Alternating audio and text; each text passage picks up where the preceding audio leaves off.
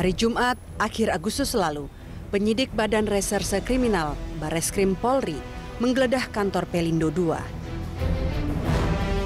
Anak buah Komisaris Jenderal Polisi Budi Waseso ini menggeledah kantor Pelindo untuk mengusut kasus dugaan korupsi pengadaan 10 mobil krain. Menurut polisi, pengadaan alat angkat bongkar muat di pelabuhan tadi melanggar aturan. Tindakan Bareskrim bukan hanya mengagetkan tuan rumah Erjelino, tapi juga para pembesar negeri, mulai dari Wapres Yusuf Kala, Menteri BUMN Rini Sumarno, hingga Sofyan Djalil yang semenjak 12 Agustus lalu digeser menjadi Menteri Perencanaan Pembangunan Nasional dan Kepala Bappenas. Lalu kemudian Budi Waseso tiba-tiba dicopot dari jabatannya sebagai Kabareskrim. Buas, begitu ia dipanggil, dimutasi ke Badan Narkotika Nasional (BNN). Spekulasi yang beredar di luar, Buas dicopot lantaran telah bikin gaduh di Pelindo II. Berembus pula spekulasi bahwa Erjelino punya backing kuat. Selain RI2, Erjelino disebut-sebut disokong oleh RI1. Kembali bersama Erjelino dalam DBS To The Point. Pak Lino, kenapa menjadi heboh Anda ini? Karena kasus ketika bertelponan dengan Pak Sofyan Djalil. Lalu kemudian itu dipublikasikan secara luas ketika Anda digeledah di Pelindo, di kantor Pelindo. Coba kita lihat ini gambar ini dan kita mau ada clarify seperti apa gitu. Bareskrim Polri, Pak Sofyan ya, saya lagi telepon Pak Tien, saya bilang kalau Presiden nggak bisa kelindah seperti ini, besok saya berhenti loh. Susah nih kalau gini kayak gitu. Makanya ini kan kita dihukum dalam media kayak begini gimana? Baik begitu datang begitu. Kalau Pak Bung Don dia dari mula-mula, saya tuh ditelepon, bukan saya telepon.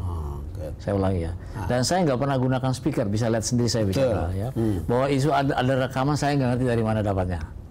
Tapi itu saya ditelepon, bukan saya yang telepon. Dan saya nggak pernah gunakan speaker itu. Terus begitu banyak orang media yang hadir di situ pada waktu itu? Oh, ratusan Pak, Bung. Ratusan. Saya kaget tuh kantor kita segitu banyak wartawannya, dari mana tuh orang-orang itu?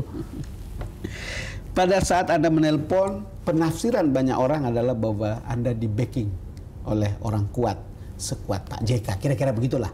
Karena itu kan ada Pak Sofyan dan kawan-kawan. Ada kesan seperti itu. Jadi begini, dengar tadi kan, saya nggak bilang saya di backing kan? Betul. Saya hanya bilang begini, ya. Saya ingin kembali, Bung ya. Kenapa saya bikin statement yang begitu keras ya? Pertama, tanggal 5 Mei, ya, kita baru terima global bond, ya, 1,6 billion dolar, 1,1 billion dolar tenornya 10 tahun, 500.000 tenornya 30 tahun, dan format yang dipakai itu 144A, Pak. 144A, format yang paling tinggi. Sangat ketat di proses itu. Ya ada 3 rating company. Arrangernya tuh Citibank, INZ, dan BNP Paribas. Ya due diligence tuh begitu ketat. Kita lolos itu. Sehingga kita dapat bunga yang 10 tahun itu 4,25%. Bunga terendah ya untuk satu badan usaha selama Republik ini berdiri. Nggak ada yang bisa lebih daripada saya. Pertamina, Antam, Telkom semua kalah. Ya. Itu menunjukkan apa? Bahwa manajemen company sangat dipercaya. Bahwanya dibeli oleh 250 investor di seluruh dunia. Ya. Jadi saya tuh jadi bingung gitu ya. Kemudian kita udah habis dicek sama BPK karena ada orang lapor. Ya, betul. Ya semua lolos gitu ya. Jadi waktu ada peristiwa besar itu, saya terus terang sangat kecewa. Jadi begitu Pak Sofyan telepon, Djalil telepon, saya nyampaikan kecewaan saya bilang, Pak, saya nggak bisa kerja ya kalau saya nggak disupport oleh Presiden dan Wakil Presiden. Saya nggak gunakan kata backing loh. Backing itu selalu konotasinya negatif. Betul. Itu penafsiran. Ya, itu konotasi negatif. Karena begini, bayangin saya punya kerja banyak, kerja besar yang saya lakukan.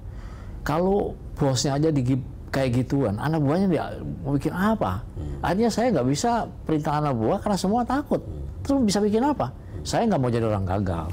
Saya nggak punya kamu jadi orang gagal. Kan ceritanya kemudian ujung dari geledah itu adalah soal 10 mobile crane yang kemudian diduga ada penyimpangan dalam proses pengadaannya, kan itu ceritanya, sampai-sampai kemudian Kabareskrim Budi Waseso, Komjen Budi Waseso yang ikut ke lapangan.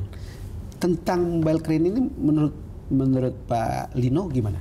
Gini, itu kan sudah masuk ranah hukum. Oh, masuk ranah hukum ya. ya. Saya ini warga negara yang sangat baik, berusaha menjadi warga negara yang sangat baik. Saya hormati semua proses kepolisian, jadi saya nggak ingin komen itulah. Oh, nggak, apa namanya hukum, karena saya nggak mempengaruhi publik untuk ngopres gara-gara itu, bukan Pak. Jadi biarkan aja. Saya ini anaknya polisi Pak, saya bangga jadi anak polisi, ya. Jadi saya sangat mengharapkan itu diproses dengan sangat baik. Itu saya nggak mau masuk karena itulah. Biarkan aja diproses. Saya kira saya hargai sikap Pak Lino tentang itu, tapi ujung dari geledah itu adalah itu tadi penafsiran bahwa yang mendukung atau backing Anda itu kuat, karena setelah itu Buas diganti dari Kabareskrim ke Kepala BNN. Kira-kira begitu kan ceritanya. Orang lihat sekuens begini lalu terkejut, wow, hebat. Lino tuh orang rote, ya, nggak ada saudaranya jadi apa di sini tuh nggak ada gitu. Terus backingnya apa gitu? Saya merasa kalau orang bilang backing saya apa? Performance saya yang saya kerjakan itu backing saya. Ya, jadi saya dihargai, disupport karena apa yang saya kerjakan, bukan karena saya punya koneksi, punya backing. Nggak ada. Orang banyak menyelesaikan saya itu kaitan punya perusahaan mantu saya. Itu betul. Ya. Soalnya katanya ada menantu Anda punya saham di perusahaan yang bersama Pak JK. So what's the problem, Mbak? Saya mau kasih tahu ya, nggak ada keluarga selama saya di Pelindo 2, nggak ada saudara saya, anak saya atau siapapun relatif saya yang punya kerjaan di Pelindo 2, nggak ada, Pak. Dari mulai waktu saya masuk, itu komitmen saya untuk beresin ini. Saya nggak mau sediakan ada lubang pun untuk orang bisa tembak saya, nggak ada. Tapi kalau mantu saya bikin usaha sama orang lain, kerjanya bukan di pelabuhan, apa nggak boleh? Boleh dong. Apalagi kan mantu saya itu kan bukan orang sembarangan. Mertua saya itu one of the guy rich in Malaysia. Mertuanya ya? Iya, jadi mesti isu Pak. Iya, karena ini kan soal penafsiran yang sudah berkembang luas. Ini biar jelas orang biar tahu ya. Saya setuju supaya jelas. Saya juga tidak punya reason untuk mengejar lebih lanjut tentang ini karena saya belum punya faktanya, dan kemudian kan fakta itu akan ada di persidangan, bukan seperti kata Pak Lino tadi. Yang ingin saya katakan sebetulnya adalah kasus ini merambat-rambat. Ini kan soal legal.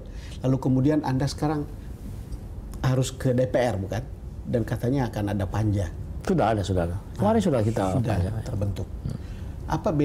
Apa bedanya dengan panja yang mereka bentuk ini untuk apa sebetulnya? Itu panja mengenai perpanjangan JICT. Perpanjangan JICT. Ya, nggak ada kaitan dengan yang Bareskrim tadi, nggak ada. Kita akan dalami soal panja ini selepas jeda berikut. Pemirsa, kami akan segera kembali.